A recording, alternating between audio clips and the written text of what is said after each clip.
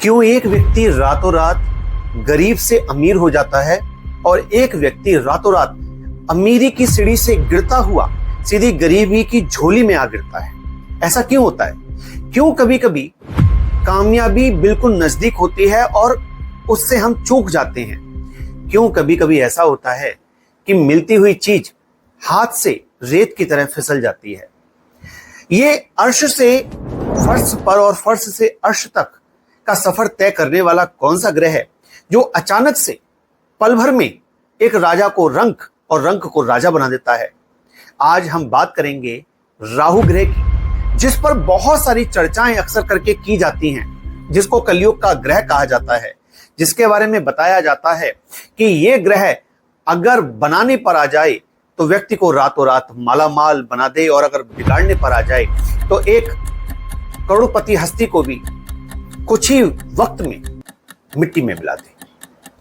वैसे तो यह ग्रह कोई ठोस रूप में नहीं है, इसलिए इसको छाया ग्रह कहा जाता है, लेकिन यही छाया ग्रह जीवन को बदलने का इतना साहस रखता है कि जो दूसरे ग्रहों में भी नहीं।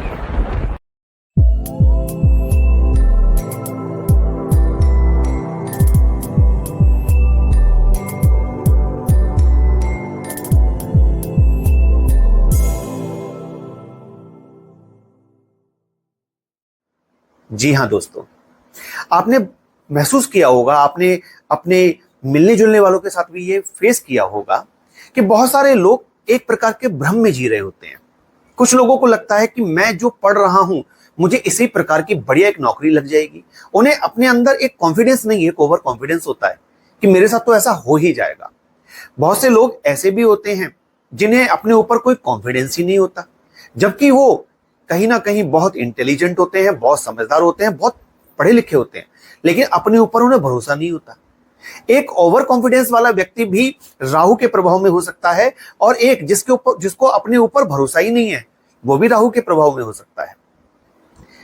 इसी तरह से बहुत बार देखने में आता है कि एक व्यक्ति जो कि एक खराब राहु के माया जाल में फंस जाता है, वो सुबह ये प्रॉमिस करता है कि आज मैं वचन लेता हूं कि आज मैं शराब नहीं पीऊंगा, आज मैं जुआ नहीं खेलूंगा, आज मैं ऐसा कोई कार्य नहीं करूंगा जो मेरे लिए हमेशा घातक बनता है।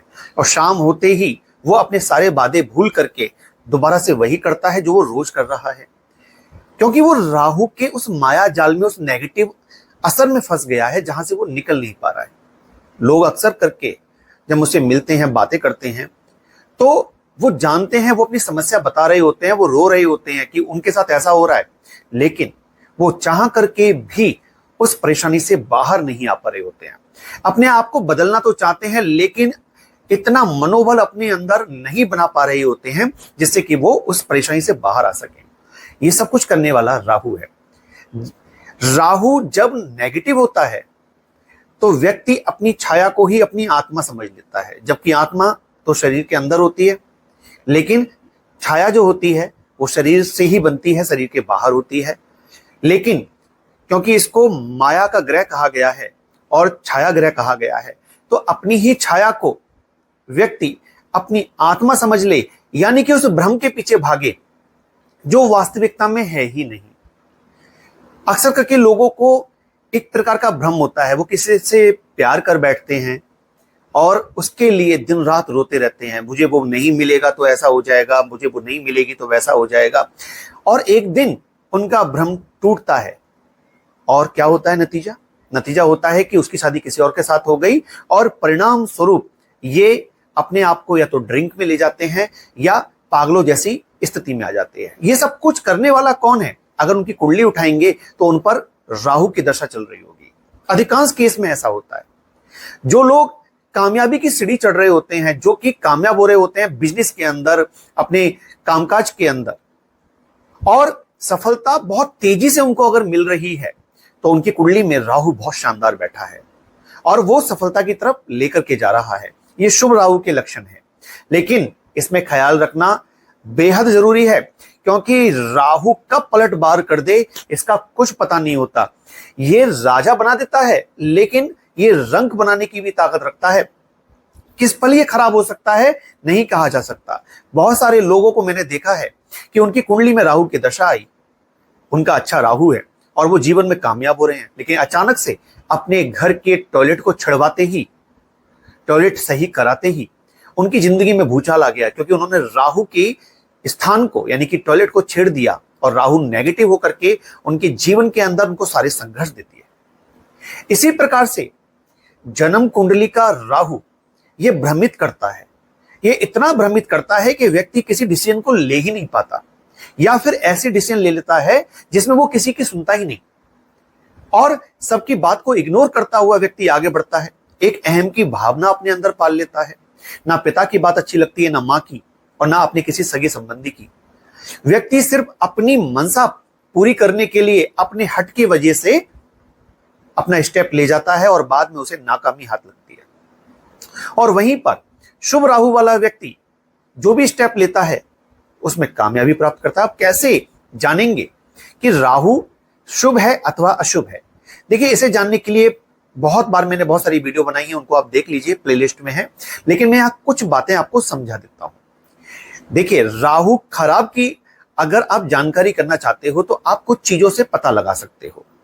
जब पैरों की एड़ियां फटने लगे, जब घर के अंदर बहुत ज्यादा सीलन आने लगे, जब आप किसी बात का डिसीजन ठीक से ले नहीं पा रहे हो, हमेशा कंफ्यूज हो, क्योंकि राहु क्लैरिटी देता है और खराब राहु आपको भ्रमित कर देता है। आप खुद ही अपने जीवन के बारे में नहीं समझ पाते, उलझ करके रह जाते हैं।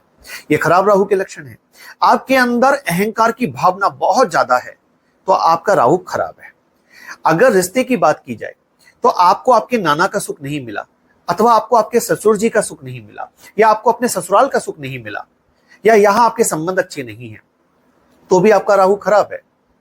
इसी तरह से अगर हम इसको थोड़ा सा और डीप जाकर के देखें तो बहुत खराब राहु की यह भी पहचान होती है कि जो लोग भगवान पर कम लेकिन तंत्र मंत्र जादू टोना और भूत प्रेतों पर ज्यादा विश्वास रखते हैं, उनका राहु तो बहुत ही ज्यादा खराब होता है। तो ये राहु के कुछ लक्षण हैं, इनको आप पहचान करके देख सकते हैं। और वहीं पर जो शुभ राहु होगा, शुभ राहु वाले व्यक्ति को पता होगा कि उसका टारगेट क्या है, उसका रास्ता क्या है, कैसे उसे चलना चाहिए। इसी प्रकार से शुभ राहु वाला व्यक्ति सुनता है, देखता है, समझता है और उसके बाद निर्णय लेता है और किसी पर भी आंखें मूंद कर विश्वास नहीं करता। जब तक वो किसी भी चीज को अच्छी तरीके से समझ ना ले तब तक स्टेप नहीं लेता, उसमें जल्दबाजी नहीं होती। लेकिन वहीं खराब राहु वाला व्यक्ति जल्दबाजी में डिसीजन लेता है, जल्दी से सारे कार्य करता है। मैंने तो यहां तक देखा है कि जिन लोगों की शादियां खराब होती हैं उनकी शादियां राहु की दशा में अथवा अंतर्दशा में ही होती हैं। ये मैंने बहुत बार देखा है। तो ये राहु के कुछ शुभ अशुभ लक्षण हैं। यदि आपकी जन्म कुंडली में राहु के बुरे फल आपको प्राप्त हो रहे हैं तो कुछ उपाय मैं आपको दे रहा हूं, ये आपको अवश्य करनी चाहिए। अगर आप सूक्ष्म रूप में उपाय करना चाहते हो तो एक सूखा नारियल जटा वाला लेकर शनिवार के दिन अपने पूरे शरीर से 7 बार उसको उतारें एंटी क्लॉक, और शनिवार की शाम को पीपल का पेड़ या शनि मंदिर में इसको रखें। इसको 27 शनिवार तक करें। राहु के दुष्प्रभाव से आपको आराम मिलेगा। अगर आप पर बहुत ज्यादा खराब राहु की एनर्जी है, अगर उसको दूर करना चाहते हैं तो आप बाजार से जीवित मछलियां लें और उन जीवित मछलियों को जीवन दान दें और ले जा करके उनको जल में छोड़ दें। ये प्रत्येक शनिवार को अगर आप करेंगे तो भी आपका राहु बहुत तेजी से ठीक होगा। तीसरा बेहतरीन उपाय मैं आपको देता हूं कि आपको 4 किलो जौ लेने हैं। अगर 4 किलो जौ मिलना आपके लिए मुश्किल हो जाए तो आप 400 ग्राम भी ले सकते हो। कोशिश करें कि 4 किलो जौ ले लें। 4 किलो जौ में थोड़ा सा दूध का छींटा लगा करके इस जौ को अगर आप अपने ऊपर से उतार करके 7 बार एंटी क्लॉक बहते जल में दिन के अंदर शनिवार को जल प्रवाह कर देते हैं तो राहु के दुष्प्रभाव से आप बच जाएंगे। तो ये कुछ उपाय हैं राहु के दोष को दूर करने वाले, इन्हें आप करिए और कमेंट में मुझे बताइए कि आपकी जन्म कुंडली में राहु कहां बैठे हैं और आपके जीवन में उन्होंने क्या दोष पैदा कर रखा है। दोस्तों, ये थी वीडियो राहु के बारे में। इससे पहले मैंने वीडियो बनाया था वो केतु के बारे में था। अब नेक्स्ट वीडियो जो आएगा उसमें मैं आपको समझाऊंगा शनि ग्रह के बारे में और उपाय भी दूंगा। तो जुड़े रहिए हमारे साथ और देखते रहिए GDJ एस्ट्रोलॉजी। जल्दी मिलता हूं, तब तक अपना ध्यान रखिए। नमस्कार।